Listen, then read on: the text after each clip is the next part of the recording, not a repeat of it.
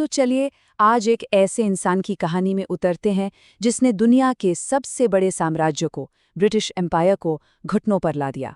और वो भी कैसे? बिना एक भी हथियार उठाए। जी हाँ, ये कहानी है महात्मा गांधी की और 1915 से लेकर 1947 तक भारत की आज़ादी के लिए उनके उस असाधारण संघर्ष की। अब सवाल ये है कि इस पूरे सफ़र में हमारा रोड मैप क्या होगा? तो वो है एटलस क्लासेस का ये कमाल का ग्राफिक। देखिए, सिर्फ एक तस्वीर है, लेकिन यकीन मानिए ये हमें गांधी के जीवन, उनके आंदोलनों और उनकी कभी न मिटने वाली विरासत की पूरी कहानी समझने में मदद करेगी। सब कुछ एक ही जगह पर। तो हम इस कहानी को 4 हिस्सों में देखने वाले हैं। सबसे पहले गांधी को जानेंगे, वो इंसान जो इस सब के केंद्र में थे। फिर उनके अहिंसक आंदोलनों के रास्ते पर चलेंगे एक एक करके। उसके बाद ये समझेंगे कि भाई उनकी रणनीति इतनी कामयाब हुई क्यों। और आखिर में उनकी उस विरासत पर बात करेंगे जो आज भी हमारे बीच जिंदा है।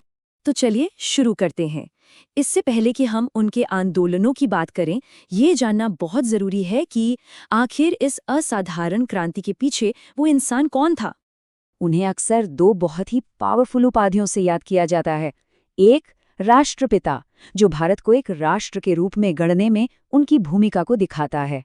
और दूसरा, अहिंसा के दूत, जो उनके उस दर्शन का सार है जिसने सच में दुनिया को बदल कर रख दिया। अगर उनके जीवन काल पर एक नज़र डालें तो जन्म 1869 में और मृत्यु 1948 में। मतलब ये वो दौर था जब पूरी दुनिया बहुत बड़े बड़े बदलावों से गुजर रही थी और गांधी वो उन बदलावों के बिल्कुल सेंटर में खड़े थे। उनके हर काम, हर फैसले के दिल में था उनका पहला और सबसे ज़रूरी सिद्धांत, सत्य। उनके लिए सत्य कोई महज एक विचार नहीं था, नहीं, सत्य ही ईश्वर था। ये उनके पूरे जीवन दर्शन की, उनकी पूरी फिलॉसफी की नींव थी। फिर आता है उनका दूसरा सिद्धांत, अहिंसा।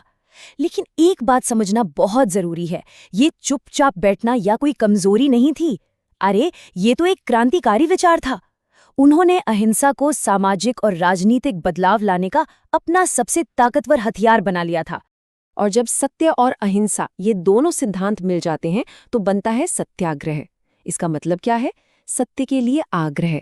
ये अन्याय के खिलाफ खड़े होने का एक तरीका था, पर जोर जबरदस्ती से नहीं, बल्कि शांति और एक अटूट फौलादी इरादे के साथ। तो ठीक है, ये बड़े बड़े सिद्धांत तो थे, पर सवाल ये है कि ये सिद्धांत असल जिंदगी में कैसे उतरे। गांधी ने इन ऊंचे विचारों को एक ऐसी ताकत में कैसे बदला जिसने पूरे के पूरे देश को जगा दिया। चलिए अब उनके अहिंसक आंदोलनों की समय रेखा में एक डुबकी लगाते हैं। ये वो कुछ अहम पड़ाव हैं, वो माइलस्टोन्स जिन्होंने भारत के इतिहास को एक नई ही दिशा दे दी।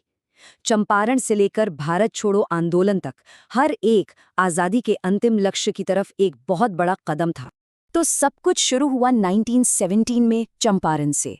इससे आप कह सकते हैं कि ये भारत में उनकी रणनीति का पहला बड़ा टेस्ट था, पहला इम्तिहान। उन्होंने वहां के शोषित नील किसानों के लिए आवाज उठाई और सबको ये साबित करके दिखा दिया कि हाँ, अहिंसक प्रतिरोध वाकई में काम कर सकता है। फिर ठीक अगले ही साल 1918 में वो पहुंचे खेड़ा। यहाँ एक और अन्याय का सामना किया। हुआ ये कि किसानों की फसल बर्बाद हो गई थी, फिर भी उन्हें लगान देने के लिए मजबूर किया जा रहा था। और गांधी एक बार फिर उनके हक के लिए लड़े।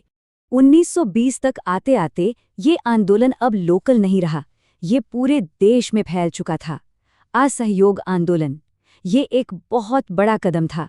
जरा सोच कर देखिए, पूरे देश में लोग ब्रिटिश स्कूल, अदालतें और उनके सामानों का बहिष्कार कर रहे थे।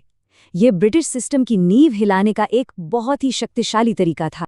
10 साल बाद 1930 तक आते आते रणनीति एक कदम और आगे बढ़ गई। अब बात सिर्फ सहयोग ना करने की नहीं थी, नहीं, अब बात थी सविनय अवज्ञा की। मतलब जानबूझकर और सबके सामने अन्यायपूर्ण कानूनों को तोड़ने की। और सविनय अवज्ञा का इससे बेहतर, इससे मशहूर उदाहरण और क्या हो सकता है? मशहूर दांडी मार्च। गांधी ने बस समंदर के पानी से नमक बनाया और ब्रिटिश नमक कानून को तोड़ दिया। देखिए, ये कितना साधारण सा काम था, लेकिन ये एक अविश्वसनीय रूप से शक्तिशाली कदम था जिसने पूरी दुनिया का ध्यान अपनी ओर खींच लिया।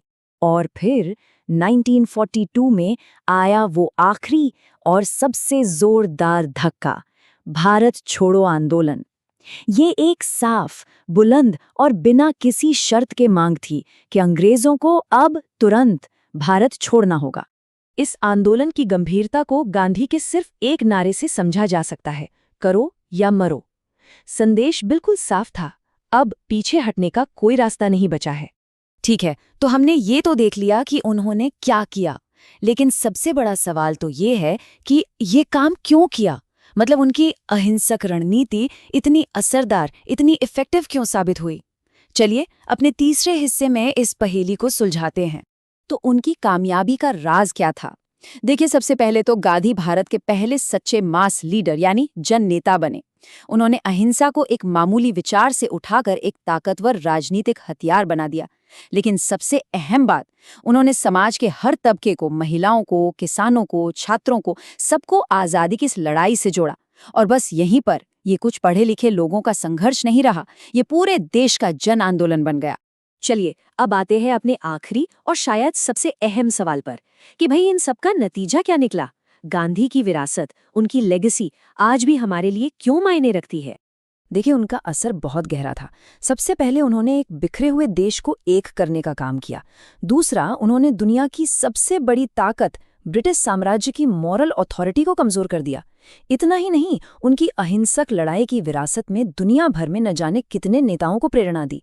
और हाँ, सबसे जरूरी बात, उन्होंने एक लोकतांत्रिक भारत की वो नींव रखी जो आज भी मजबूती से खड़ी है। और हम अपनी बात यहीं इसी एक सवाल के साथ खत्म करते हैं। सोचिए, आज की दुनिया में जो अक्सर टकराव और हिंसा से भरी रहती है, गांधी के अहिंसा की विरासत कितनी प्रासंगिक है, कितनी रेलेवेंट है। ये एक ऐसा सवाल है जिस पर शायद हम सबको सोचने की जरूरत है।